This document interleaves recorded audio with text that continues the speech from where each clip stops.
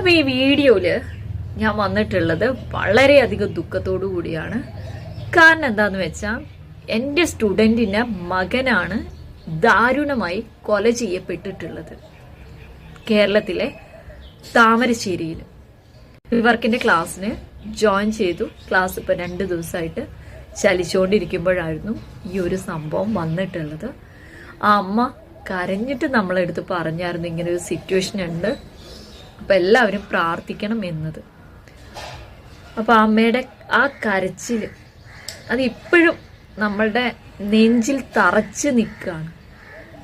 അതിൻ്റെ ശേഷമായിരുന്നു ഇങ്ങനെ ഒരു വാർത്തയും കൂടെ നമ്മൾക്ക് കേൾക്കേണ്ടി വന്നത്.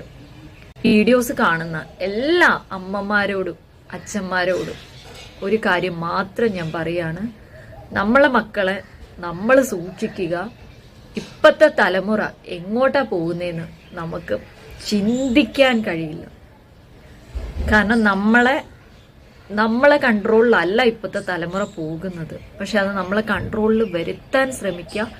എല്ലാ അച്ഛനും അമ്മയും ഒന്നും കൂടെ അവരുടെ ഫ്രണ്ട്സ് ആണെങ്കിലും അവരുടെ മൊബൈൽ ഫോൺസ് ആണെങ്കിലും അവരെവിടെയാ പോകുന്നതെന്നാണെങ്കിലും എല്ലാ കാര്യങ്ങളും ഒന്ന് വാച്ച് ചെയ്യാൻ ശ്രമിക്കുക.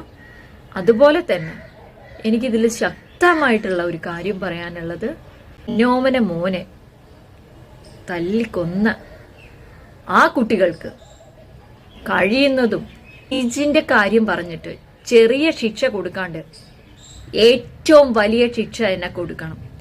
ഇനി ഒരു തലമുറയിലുള്ള ഒരു കുട്ടിക്ക് വരെ തൊട്ടാൽ ഇന്നത് സംഭവിക്കും എന്നുള്ള ഒരു പേടി വരണം.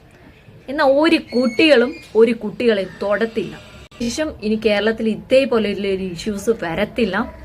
ആ അമ്മേന്റെയും അച്ഛന്റെയും കണ്ണീരിന് നമുക്ക് ചെയ്യാൻ പറ്റുന്നത് സപ്പോർട്ട് ചെയ്യുക.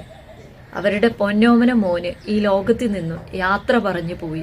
വുമൺ സംരംഭക എന്നും ഈ കുടുംബത്തിന്റെ കൂടെ തന്നെ ഉണ്ടായിരിക്കും.